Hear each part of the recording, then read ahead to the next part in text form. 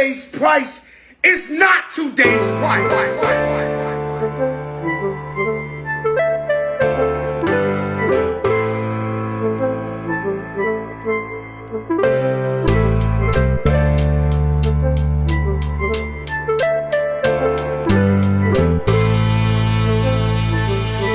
Welcome, ladies and gentlemen. You could have been anywhere in the world, but you're here with us. This is the Maverick Podcast. I am your host, DJ Maverick. Today, we have an award-winning artist in the building, the one and only Carlos Barboza. Welcome to the podcast. Well, thanks for having me on, man. I'm glad to be here. I am super excited. We were talking a little bit off camera about all your work and everything. We'll deep dive into that for sure. But for the 1% of the people out there that don't know who you are, tell us a little bit about yourself. Okay. Yeah, man. I don't know. I always struggle with this part of the interview. I was born in Costa Rica and grew up there until I was 10. But I've been an artist my entire life.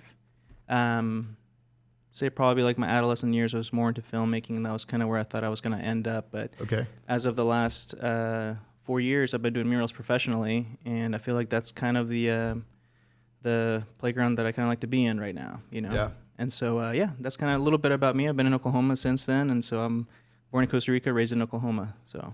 Awesome. What would you say is kind of like your fondest memory of Costa Rica? Man, I don't know. I think I grew up in my grandparents' house, and so I miss definitely having. We had a bunch of cousins as well, and so everybody kind of spent most of their time there. It was like a little hub where we could get ourselves into trouble and play around. I don't know. Yeah, like all like my formative years were spent at my grandparents' house, and I just think of that time very fondly. But also taking it back into art. When I was like 6 or 7, I started taking cartooning classes, and I remember being like a little kid in this kind of school space, thinking that everybody else were like, adults, and I was this little kid just kind of running around learning how to draw. And I don't know, those are all like things that always like link back to my roots, and so. Okay, so even at a young age, you remember sort of like doodling or wanting to be into art. Yeah, I mean, as far as I can remember, I don't remember a time when I wasn't doing that for fun, even. You know, so. It's been a long time, and so I attribute all that to Costa Rica somehow, the way that I was raised there. That's awesome. Do you remember ever hearing like, hey, you're really good at this? Or like what age did you discover like maybe my talent at doing art is a little bit above everybody else's? I mean, there was certainly a time in school when we had a homework assignment that was, I think it was just drawing like a skeleton. And whenever I turned it in, I actually got in trouble because they thought that my parents did it. So they called them in. Oh, no way. And they accused them of doing my homework. And again, this is something like my mom told me later on. I didn't really know that actually happened. But even like back then, I guess I probably had a little bit of promise in the arts. Yeah. But yeah, man, I don't know. I think every single year that I kind of went through school, I was always considered like the art guy, and go talk to Carlos if you want your caricature drawn or something like that, or draw the teachers or other students. And so, that's always kind of followed me my whole life, I think. And Did you embrace that, or was there a certain point in your life where you wanted to do something else? It was really cool to kind of have something that you knew you were good at, I do kind of wish, obviously, when I was a teen that I was a better athlete than I was. I was a really mediocre football player and soccer player. I was going to say, Costa Rica is probably a lot of soccer, right? Yeah, I mean, like, that was definitely soccer. And, whenever we moved to the States, then it's just like, okay, I guess I have to learn how to play baseball. Because all my friends played baseball, and I was awful at it. I never really played. I was in a team, and I just never played. Or I was in left field or outfield all the time and just picking grass and hanging out. But I obviously wish I could have been a better athlete, but art was always there to kind of make me stand out, at least in the crowd. And so it's something I definitely embraced and want to get better at too as I kind of grew up. Got older. Cool. What sort of triggered you moving from Costa Rica to Oklahoma? How did that happen? Oh man, I mean, that was like my parents were definitely the ones responsible for that whole thing. But I will say they were very inspired, I think, by my sisters and I, and just kind of the promise that we kind of showed in our particular passions. Both my sisters were also pretty artistic, especially my oldest sister. I mean, she went off to be an architect, and she lives in Milan now. That's amazing. She does urban engineering and is really smart. And my sister's an amazing nurse. She still lives here in Oklahoma, and also very accomplished in her own field. I think my parents, from very early on, I mean, I think Costa Rica is a great place to grow up, but obviously whenever you start to think about the bigger picture of what you're going to be doing, there's going to be limits, you know. And I think, you know, everybody just kind of wants to always pursue that American dream. And yeah, my parents just uprooted us, and it's a really kind of wild thing to think about, because my dad was 35 whenever we made the move, and I turned 35 next year, and it's unimaginable for me to just think I'm gonna different country. I don't speak the language. I'm just gonna start from scratch. Bring your entire family with you. We're just gonna figure it out as we go along. I think it's just a tremendous amount of courage that doesn't quite compute in my brain. Right. You know? Yeah, I think about that often too. So they didn't have any family here, any kind of connection here. No, we did have family. We ended up living with my Aunt El Reno. Okay. For quite a while, and they kind of helped us kind of get up on our feet, but it definitely wasn't easy. I mean, especially for my dad. He's a very educated man. He's an electrical engineer, and went to school in Costa Rica and got his degree and worked really hard for it. And when we moved here, he basically had to start from scratch and just work. Very blue collar, you know, even doing, you know, like working gas station clerk from time to time, or doing, you know, just very things that are much below his skill level. And, you know, that's very humbling also to kind of see the level of sacrifice that he made. It's definitely informed a lot into how I live my own life. But yeah, I mean, it definitely wasn't easy. It was, it's still been, I mean, it was 20 years of turmoil really for that entire transition, you know. Yeah, definitely. Did you sort of like feel any pressure to like go pursue something technical because your dad was technical? And then it sounds like even your sister got into architecture, stuff like that. But you're like, I want to be an artist. Was there ever any pressure there to pick a different career? I don't think I would have made it. I mean, for one, there was no motivation to pursue that. I worked with my dad a few times whenever he was just as an electrician. You know, I was his little helper, like hold cable, hand him tools. And I just knew this is not for me. You know, same with, I don't know, there's also this kind of work that, you know, say, just as an example, like what my sister does, working in an office and putting things together on AutoCAD. That was also something I never quite felt I would be good with. I don't know. I just always was about getting my hands dirty and doing something that's tangible with paint. I've never much had any drive to ever pursue something like that. You know, maybe it would be a much more, what's the word here? Just something that's more surefire to get you a career, you know, kind of getting into something that requires a little bit more brain power, but it never interested me. So I like being in the arts and living a little bit more chaotically, I guess. Where'd you go to high school? Did you sort of like live in the same place here in Oklahoma, or did you guys move around different cities here around town? Or I went to El Reno. That's where we started out, and I kind of spent maybe 2 or 3 years there, and then we went to Yukon, and that's kind of where I spent the rest of my high school and graduated in 2008. And then, I'm just kind of stuck around Oklahoma for a little while. That's cool. I think, you know, you made a good point about, you know, sort of AutoCAD. And I think, you know, just me seeing the kind of work that you do, and I think AutoCAD would probably feel limiting because everything has to be so precise and, you know, you're sort of like living within the software. But when I look at your art, like it's super realistic. Like you're the one that's sort of dictating where the lines go, right? Like no measurements, no nothing, right? Yeah, and I think it even, I try to play around with like things like Photoshop and Illustrator, which are made for artists. And even that stuff I feel very constrained with. Because, you know, just having to hit like a sequence of buttons to do something, I've just been like, I just want to do this, you know, and figure it out with my hand.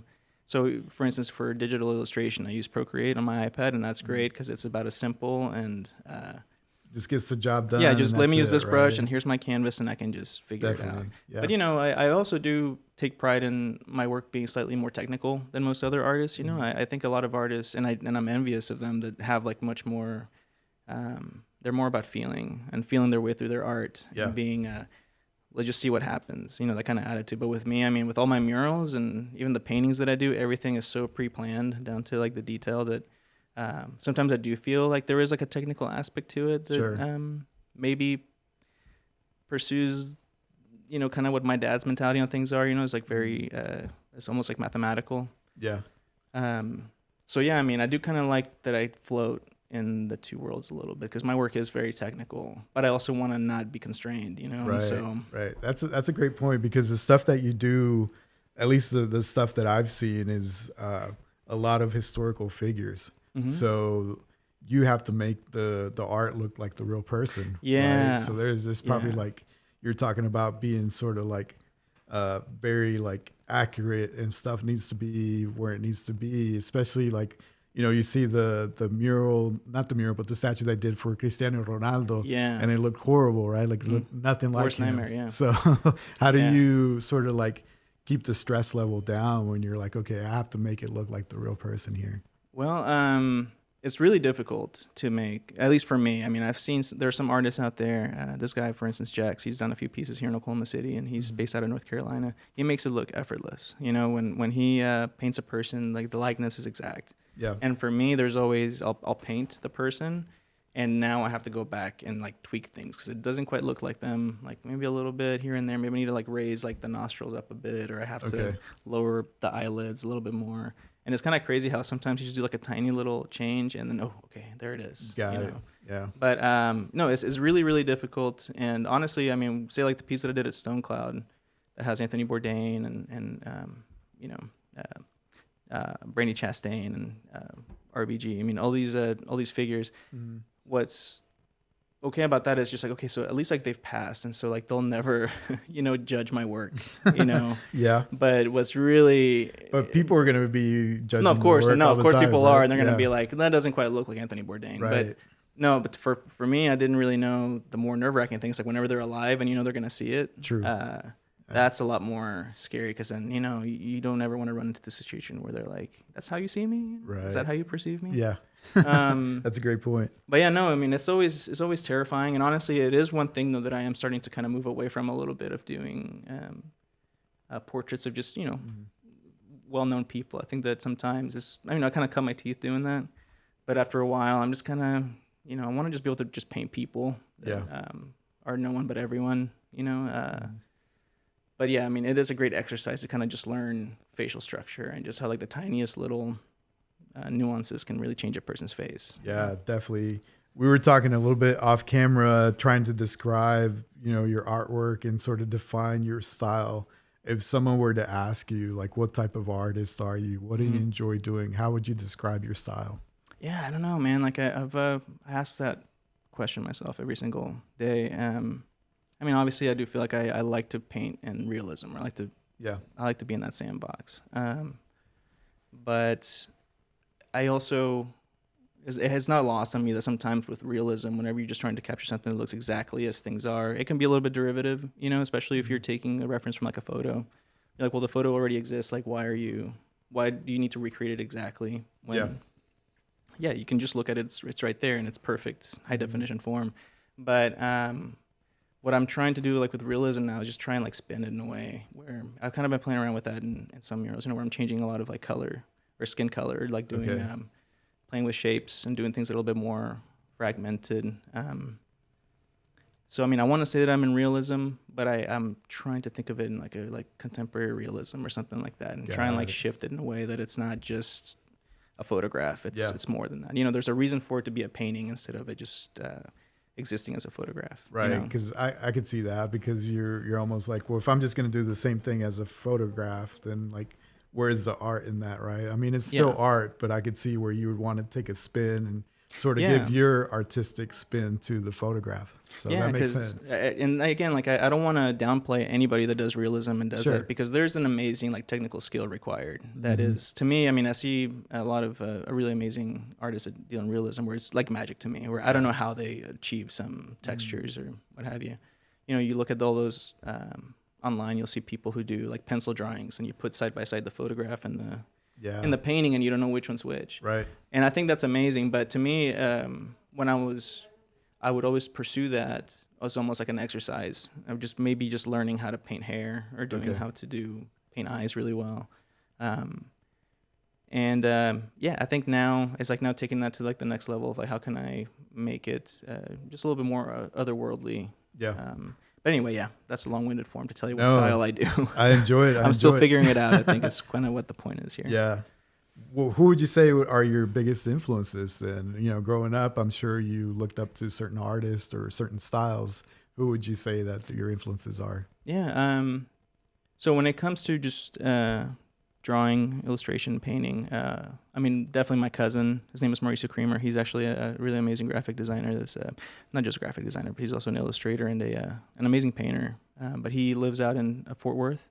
Okay. But growing up, they've lived here in the States almost their entire life. But whenever they come visit Costa Rica, he would bring a sketchbook, and I just remember just kind of going through that sketchbook and always wanting to have that document myself, And so I started getting sketchbooks and trying to fill those out. Awesome. So, I mean, he was always a huge influence. And even whenever we moved here, I remember him sitting down with me and teaching me how to shade. And, like he'd have like a desk lamp, and he had like this porcelain skull that he had made in school. And like he just kind of showed me how. You just think of like So whenever he you're was, drawing like, things. shifting the light and Just stuff. like, whenever you're drawing something, just think of it three-dimensionally and just kind of follow the lines of the light, and that's where the shade's going to be. And just things like that, So he was always a huge influence, and still today, I mean, like it always means the world to me whenever he says something nice about my art, because, Yeah. he's been my hero for a long time. But then also, I have another cousin, Jose Pablo Garcia. He's also in Costa Rica. He's a filmmaker and photographer. Also, he's been an artist his entire life, and I was wanting to be a filmmaker for the longest time. And with him, I mean, he I think is one of the people that planted that seed in my brain, because we would make plays when we were little. Awesome. And he would direct the plays, and, we'd make like little home movies with VHS camera. And so you did get to explore that filmmaking and doing that. And then through him, and so I think definitely members of my own family were huge influences on me. And I think it's really cool that I do come from a family of artists, and we've all kind of found our different platforms and ways to make a living. But yeah, no, like it's definitely, as far as influences go, I mean, I can also talk about filmmakers, people who've influenced me of how they shoot things and like the particular lighting that they like to use. Or lately, though, I mean, as far as actual artists go that do murals, I mean, there's guys like Tristan Eaton and more local, I mean, Dusty Gilpin. Yeah. Great guy. Shout out Dusty. Shout out to Dusty. I mean, like the list could be endless, and we could sit here all day, and I can just talk about everybody that I admire. There's hundreds of them out there. Yeah. When you're thinking sort of directors, I can think of maybe Scorsese or somebody that if you look at a movie, you're like, okay, that's a Scorsese. Like the way that they do the lighting, their angles and stuff. Who are some of your favorite directors? Do you have any favorite directors? Yeah, man, David Fincher for a long time. Again, like he's one of those people that I think of how he lights things and how he shoots it, how it's all very slow and methodical. Do you remember your first paid gig, or how you got into like, okay, I'm a professional at this? Like, when did you make that jump? Into murals? Yeah. Man, so it was 2019. A friend of mine who owns a hair salon in Yukon asked me just to paint a mural behind her building. And last time I'd painted a mural was, I think, maybe sophomore year of high school. My art teacher got me and a few other classmates a gig at one of the middle schools and just paint something in the gymnasium. Okay. And for whatever reason, I mean, like I did that mural, but I had no. Once I was gonna go do this one for my friend Justy, who owns the Neutral Salon. Shout out to her in Yukon. Yeah, awesome. She got me started. Is it still there? Like it's still there, yeah, in Yukon. Okay. Very cool. My very first mural, and she asked me if I wanted to paint something back there, and I was doing land surveying at the time, just working a blue collar job, trying to figure out what to do with my life. And so I had a week off work, and I told her, hey, if we're gonna do it, I have to do it this week. And so I came up with a design in one day, and then the following day I just started painting. And then, I mean, that was kind of definitely a life-changing moment, because it just clicked with me what I was supposed to be doing as opposed with my skill set. Because I think as an artist, you kind of get to this point where, you've been trying to improve at your craft for years, and then you just don't really know what to do with it. I remember thinking maybe I can get into doing tattoos, but I don't have any tattoos. Yeah. And I honestly don't know if I would really love like dealing with people's blood, that sort of thing, Like a whole different medium. That's a whole different thing, yeah. And I was just like, I guess I could do tattoos, or even, I think everybody to a certain point thinks I'll just be a graphic designer, get into branding or something like that. But then again, it's like limiting. You have to do like what they tell you. And thinking of like the way that I paint or like to draw too. I mean, it's not really a thing that you would put on like a flyer, or on an ad. And so it's just trying to find like, where do I fit into all this? And I had no idea that I would even like kind of fit into like an art gallery sort of scenario, or like get into fine arts. I didn't think I'd survive in that world. So I didn't really know what to do. And then once I did that first mural, just all these steps I've been taking to sort of click together into, this is it. You know, I've always loved painting in large scale. You know, if I make a painting, I want to find the largest canvas I have. I love painting in detail, and the great thing about giant walls is, you know, you can fit a lot of detail into 1 square foot. You know? So and the you bigger feel the the detail. Like driving around when I look at some of your artworks, like I'm just like, how long did it take them to do this? I mean, it's like well, I always want it to be detailed. the case where anytime that you go see one of my murals, I want you to be able to see it, you know, like 1 foot away and still see some detail. Just there. see the detail, because you know, I think there's a lot to be said about murals that you can appreciate from afar, but I also want you to be able to appreciate it like right up to it. And so I'm always, and also I just get obsessive about details and just kind of want to get into like the nitty gritty of things, and I'll get lost in that for hours on end. But it just kind of clicked, and it made sense to me that this is maybe my niche, you know, as they say, and it's been amazing. Yeah, I don't know. Every single year that I've been doing it, the more rewarding it gets, and the more purpose I find for it, and the more I start to realize that it's just too good, you know. And like, I've always wanted to go back into filmmaking, but I'm really just kind of loving doing this right now. Yeah, you know. And I mean, I don't know, the Oklahoma filmmaking sort of like industry is completely changed right now. So there may be a lot of opportunities for that if you want to explore that down the road, I think. No, and like for me, I never want to be like pigeonholed into one medium, you know. Like I know like murals is something that I love right now, but that's bound to change, you know, maybe within the year, maybe in 10 years, I'll want to just, you know, pivot into something else. Yeah. So I know that's always going to be there. And, just like right now, I'm just having fun. Yeah, where I'm at. Cool. What was sort of the feedback that you received from your family? Were they super supportive, like off the bat, or were they like, we see some potential here, but maybe you should have a plan B sort of thing? Yeah. Actually, no, my parents have been very supportive the whole way through. I mean, even whenever I was getting into filmmaking, and I went and moved to California and I lived out there for about 5 years in LA. Okay.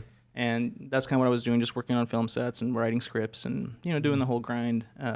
They were supportive the whole step of the way. Then moving back, I mean, like I said, I kind of didn't really know where to go, so I started just doing blue-collar work, just wherever I could go. And I think they were just really happy that I found something, you know? Like, whenever I did my first mural, for one, like, it's the first time I got paid well for my art. And so they were kind of blown back by that and just kind of gotten better, you know? And then, like, the opportunities have gotten better, and they're just like, yeah, like, this is, you know. Like we see the future, right? They see the vision. It's just kind of like it kind of maybe happened. Maybe not in the way they thought. You know, I think that I probably talked them up into one day you're going to go into a movie theater and see one of my movies directed by. But now it's just... It's not too late. No, right. And it's... But to me, it's just incredibly gratifying, too, to have them come out and see a mural that I put together and just watching them admire it is, I mean, it's the world to me, you know. So. Definitely. So you put that first project down... I'm sure they loved it. And then how did sort of the next project come about? How did you get that ball rolling to make the one project become your career? Yeah, no, I mean, it just became a snowball from that. It did? Yeah, so I did that first one. I immediately got another one because, the reaction was really, really good. And it made me feel really good, too. So I felt really confident, and I was all about just booking as many jobs as I could get. Yeah. And that's something that I tell every artist, you know, that kind of want to get a start. I just tell them to, like, just do the work, obviously, but just one at a time, you know, like one mural. I just find a way to make a mural, find a friend who owns a building or a business, and just have them hook you up. And then from there, I mean, what happened to me was just somebody would call because they liked the one that I did before, and we talk about doing a mural in their space. And then same with the next one, the one after that. And then, you know, you finally get to a place where you have this portfolio that's all over town, and before you know it, like you'll just get a call from someone that's now from another state, and they want to, so they saw this in like a newspaper or something like that. So like the more work that you get out there, the more you're bound to be discovered, and the more you're bound to find more work. What has been sort of the craziest collab that you weren't expecting? I think maybe the one that comes to mind is, so I spoke earlier about this artist Jax who did those pieces at Blue Collar Criminals. He did the Willy Wonka. And anyway, like he was one of the his art anyway is one of my first indicators that maybe I had a shot at doing murals, because, you know, I remember looking at stuff and being like, I think I could do something like that. Or, you know, portraiture, like I love it. And so the fact that he was making a living off it kind of gave me hope that I could do it. So I followed his career very closely. And he actually, there was one day that he reached out to me on Instagram, and and he told me that there was a job that they were offering him in Oklahoma, but he wasn't able to do it. But he'd seen my work and he really liked it, and he was wondering if I'd be willing to talk to the client and do it. And I ended up doing the job. But I just remember that was one of the big moments that, you know, where you feel like you make it, and I never really feel like you make it, but there are like certain stepstones where you feel like I'm now like in another threshold. It's whenever like the guy who you've been looking up to for a couple of years reaches out to you because, you know, he digs your work, and that's whenever I was like, I think I've kind of made it into like one upper threshold. That's really cool. Yeah, I think sort of having those experiences and having your resume on social media, you just never know like how one project's going to lead to another. And like that one was, I mean, it was very flattering, and the more that I do this too is the more that you realize how everybody, I guess, like in this crazy line of work that we're in, is super supportive of everybody else. You know, obviously there's competition and a healthy amount of competition, but everybody's just really supportive. Everybody that I've met during the Plaza Walls events, and I feel like I've made friends, you know, that they live in other places around the country, and I know that I could travel to that state or city and hit them up, and then they would house me, or, you know, at least want to hang out. Sure. Moving from Costa Rica to Oklahoma, did you sort of have a challenging sort of adapting, you know, being an immigrant or anything like that? Or tell me a little bit about that, because we kind of brushed over that. Yeah. But that's a big culture difference, a big like food, people, like everything changed, right? Yeah. No, man, it was an ordeal. Personally, I mean, what happened to us was we were here for a couple of years, and we were trying to get our green card and everything kind of sorted out. And if you just take the slightest look into how immigration works in this country, you can see it's a mess. Yeah. And so we actually kind of fell into the situation where we were like, we can't figure things out right now, and our visa expires at the end of next week. And so do we stay or do we go? And me and my sister, you know, being young and having friends and going to school and actually loving being in this country, it was a dream of ours to live here. Like, why would we ever want to go back now? We decided to stay. And so my entire teen years, we had to live here as undocumented immigrants. You know, we fell into that trap. And it was really difficult. Yeah. I mean, I'm still going to therapy trying to heal a lot of the wounds that were kind of made over this time that is full of anxiety. And I'm sure as a kid, you don't really understand, right? Like it's a legal thing, it's a grown-up thing, but you're like, well, why can't I just live where I'm happy? Why can't I just have like where my friends are? Our driver's license, like all my friends, you know, it's like, no, you don't have the paperwork to get a driver's license. Or you can't just go and apply at a job somewhere. You have to, you know, one thing that always kind of stuck with me that, again, it's like things that I'm still kind of trying to work through is growing up, we're basically told like lay low, like don't make any noise, don't bring any attention to yourself. You don't want to attract any kind of attention because that could lead to somebody reporting you or something like that, or like don't get pulled over by the police. Don't do the so, you know, it's like this, like it's a very uncomfortable place to grow up because, you know, I think in your teen years it's mostly about getting in trouble. Having fun and like being goofy, right? And like I did my share of that, but it always came with this big price to pay if I ever got in trouble. And so like my entire transition was very rough. And so I remember for a long time, I mean, I was always trying to hide my Latino heritage. Oh, really? Yeah, I mean, it's my name being Carlos. I remember thinking in school, like, that's going to give me away. So I remember in El Reno, for a long time, I just kind of went by Charlie. Okay.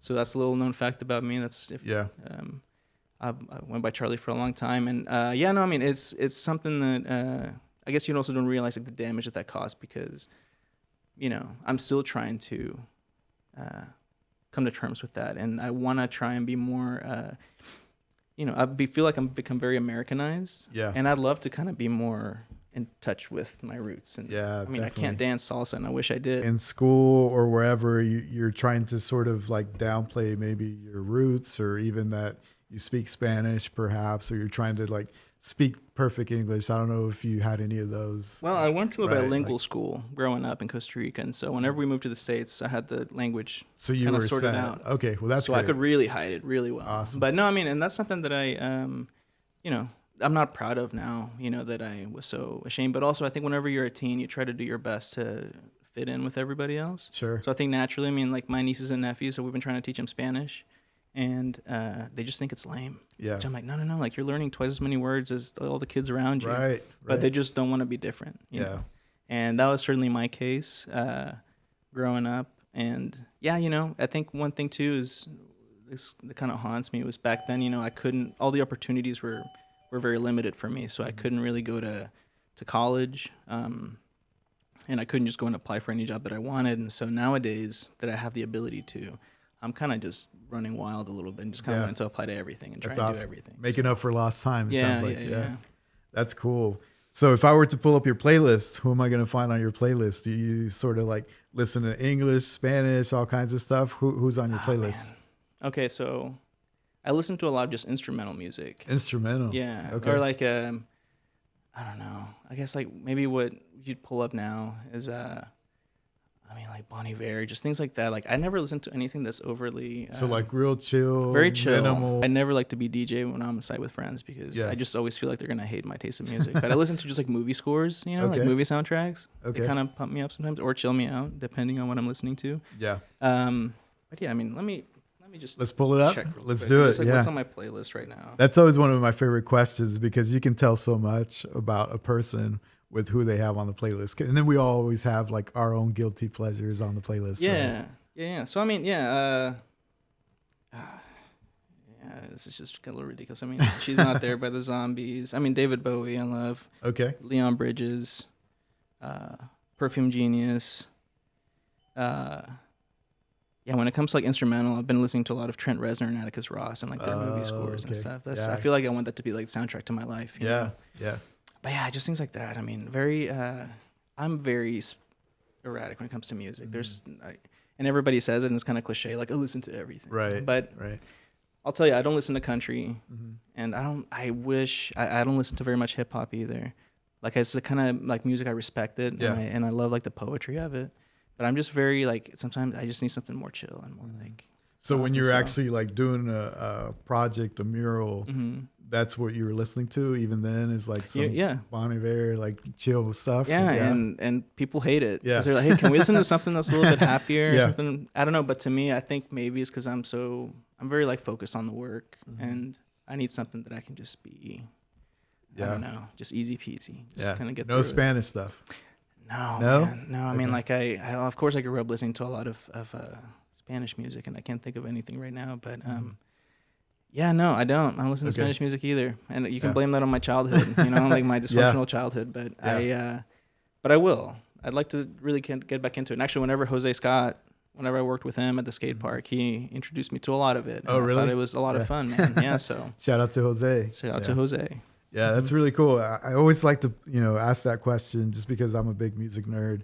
Yeah. And when people share their playlists, I think that also like exposes the viewers out there like, oh, check out these bands, check out this stuff, right? Like stuff you normally wouldn't listen to. Yeah. Yeah, no, I mean, and also I when I'm on site as well on a job, I always try to listen to, especially if you're somewhere where it's public, I'm just going to pick some hits for everybody, you know? But I always like to go back to like old stuff. Yeah, like say like David Bowie or even like the Beatles and things like that. And I think this all timeless music that I listen to. So you kind of have like an old soul like inside of you. Yeah, man. Like I love funk also. And so, it's all over the place. And maybe it has to do with my personality that's a little all over the place sometimes too. So yeah.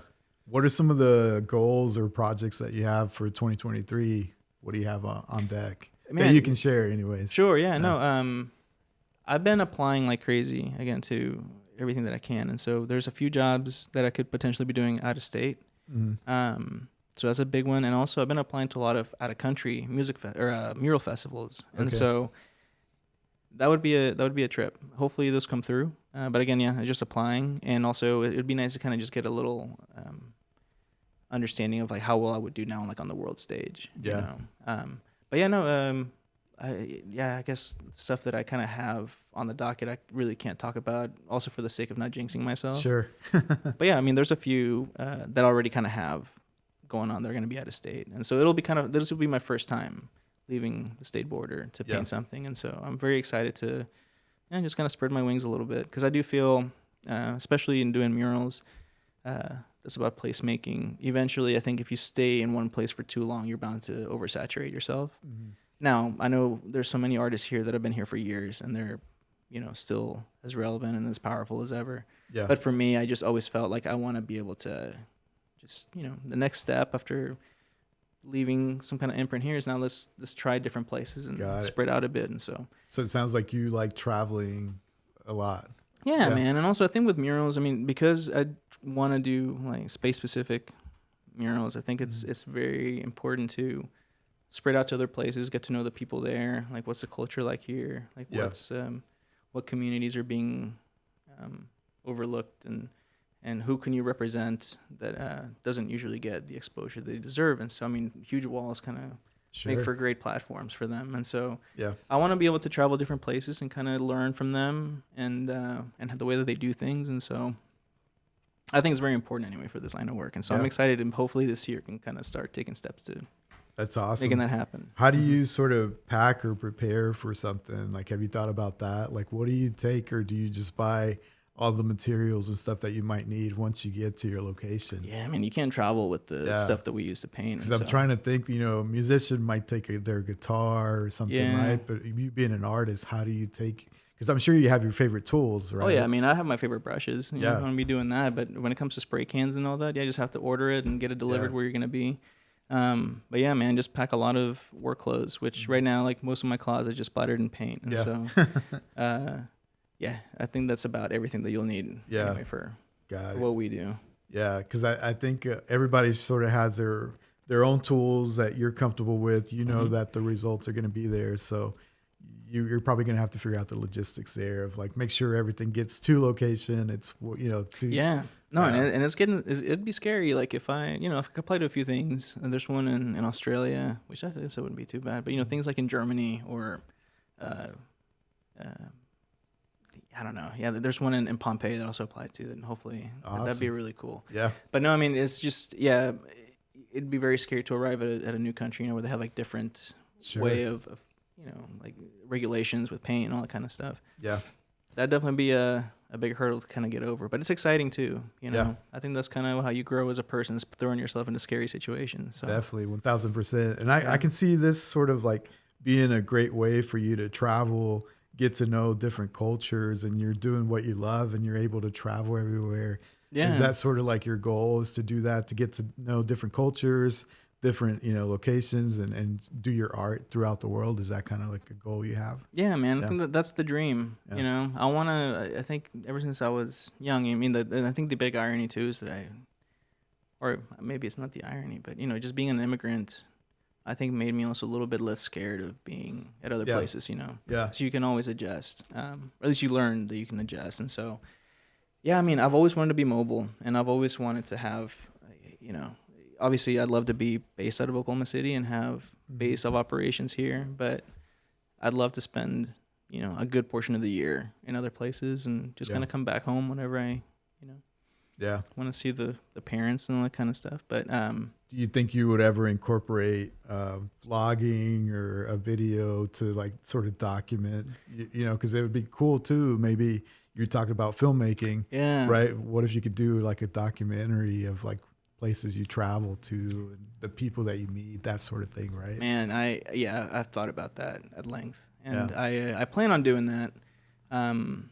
Because I have thought, like, what if I just like married the two, be awesome. Filmmaking and painting, and what would that look like?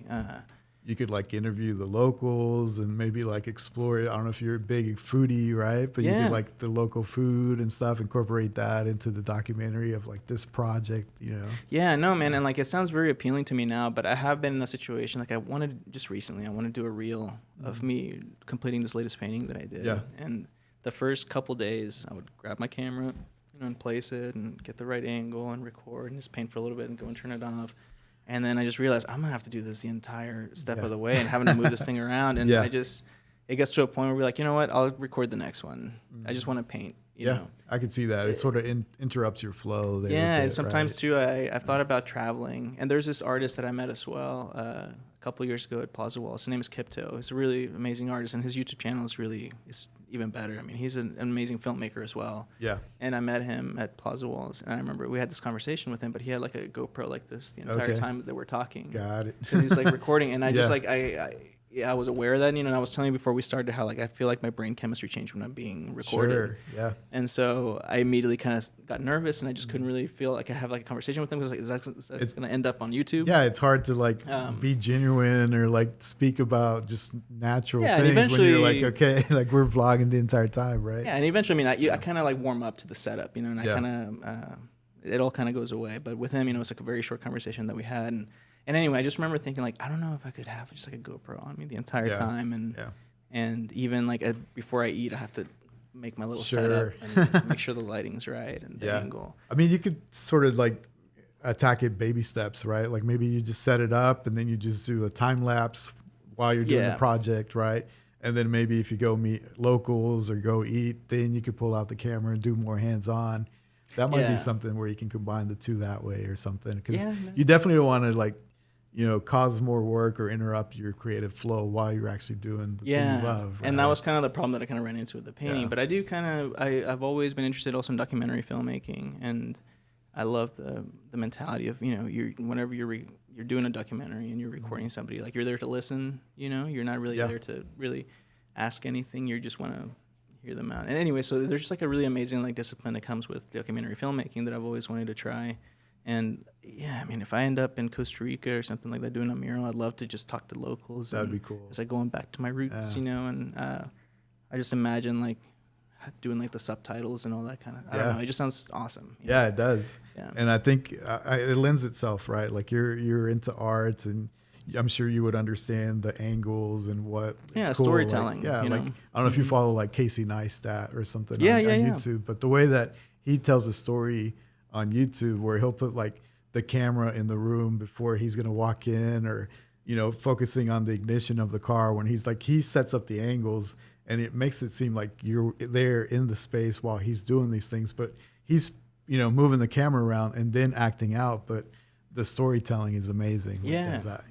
Yeah, you should watch Kipto as well if you haven't already. I mean, he does murals, and every single one is about a particular project that he had, and every single project does have its own story and its own problems, and he captures it in a really great and fun way. Like his channel is really, really fun. Awesome.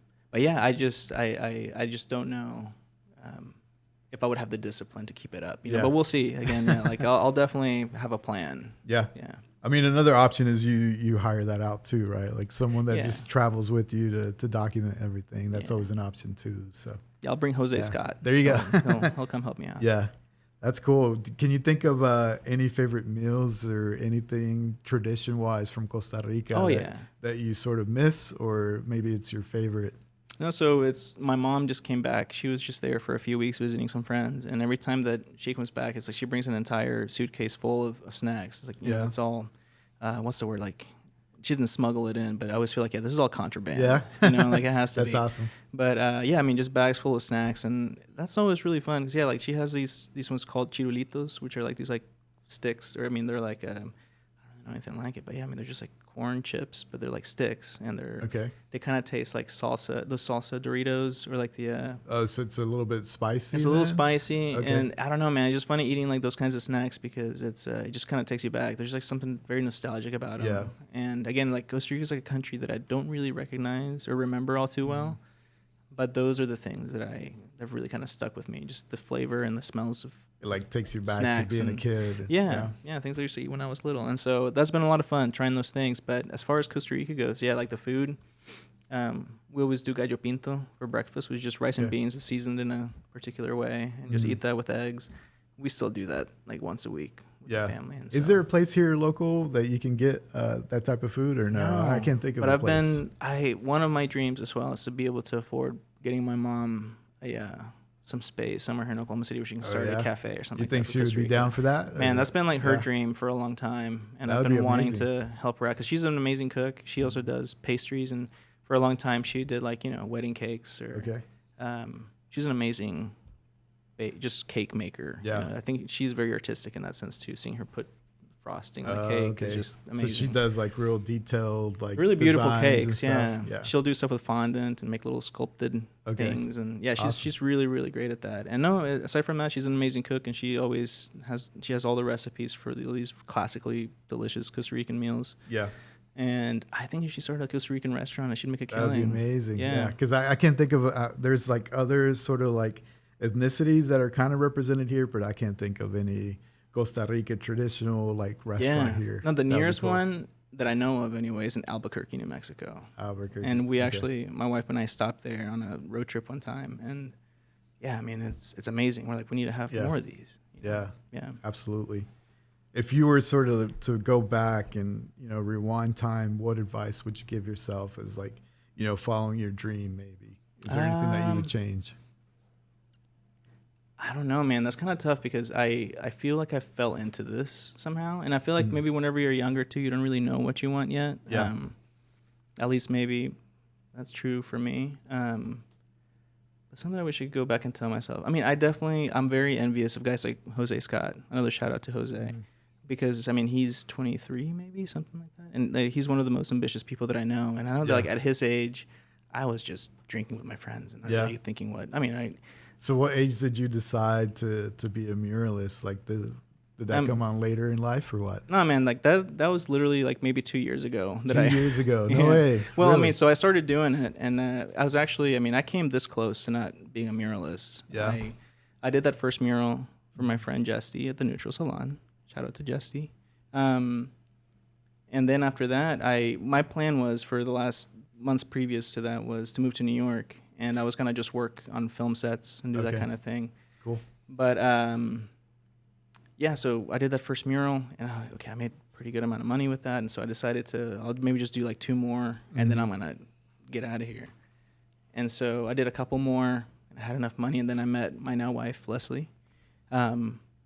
And we started dating, and of course, kept me in Oklahoma. Yeah. Did you meet doing a project, like in one of your... No, she's a physical therapist. Like Okay. her and I went to high school together, Got and we it. just kind of reconnected after 10 years or whatever, Okay. after we graduated. But no, we got together, and then, I don't know, just kind of kept doing murals, and I remember just kind of doing it, thinking that eventually people are going to stop calling. Like, this is just a little phase that I'm kind of going through. Yeah.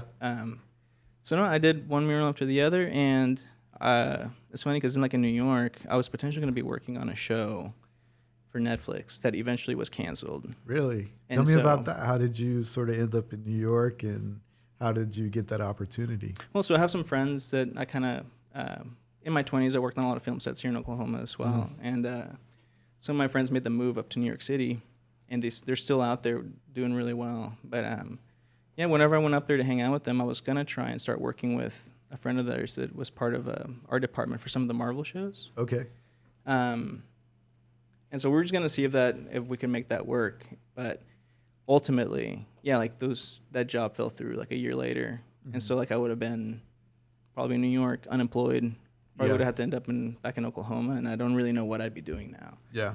But no, I just kind of kept doing murals, and then eventually, there came a point where he's like, okay, I think I'm just a muralist now, and I decided to commit to it, and to this day now, I was just like, oh crap, I need to become like a visual artist, and so that's kind of why I've been trying to find my own, I guess, voice or something to now Sure. really Well, I can definitely legitimize myself, Yeah, I can definitely tell when I'm driving around and I see murals. I can definitely identify like right off the bat, like, okay, like Carlos did this. Like I could definitely tell. Well, thanks, man. Yeah. That means a lot, and hopefully that's across the board. I definitely, I think if you're an artist, your goal should be ultimately to introduce people to things that they haven't seen before, or at least to give them experiences that maybe they haven't had yet. And so for me, murals offer a great way to do that, Yeah. For the people that are out there and they're curious to follow you, like go ahead and plug in your socials. What's the best place to sort of keep up with all your projects and see some of your work? Yeah, man. Definitely Instagram. Just my handle is just cbarboza_art. Okay. Definitely follow on that. I don't do a great job posting. I know I made a New Year's resolution that I'd be better about putting more content out into the world, but it's tough. It's like a whole it's a whole job in itself. Yeah, man, and that's kind of the thing that always kind of turns me off a little bit. But I try to keep that up to date as much as I can. I would also say my Facebook, but don't follow me on Facebook. I think like that's kind of a waste of everybody's time. TikTok? I have a TikTok, but I haven't posted anything. I was gonna with that first reel, and then it just didn't work out. But maybe this year I'll post something new. Yeah, man, just Instagram I think is probably the best way follow me and contact me. I want to thank you so much for being on the podcast. It's Thank amazing to learn about you. We'll definitely put some of your art in the videos so people can check it out. But definitely they need to check out your Instagram because everything that you have there, your portfolio is just amazing. So Thank you so much, man. I really wishing appreciate you that. continued success. Keep killing it. I think wherever you want to take this art career, there's so many options, right? Like Yeah, we we'll see. talked about film, we talked about travel, all this stuff. Like I think the opportunities are definitely there wherever you want to take it. Yeah, thanks, man. Yeah, let's hope it all works out. And yeah, I'm excited for the future. I think things are gonna get really interesting soon. So Awesome. All right, there you have it, ladies and gentlemen, the one and only Carlos Barboza right here on the Maverick Podcast. Keep grinding because in dreams we trust. Yesterday's price is not today's price.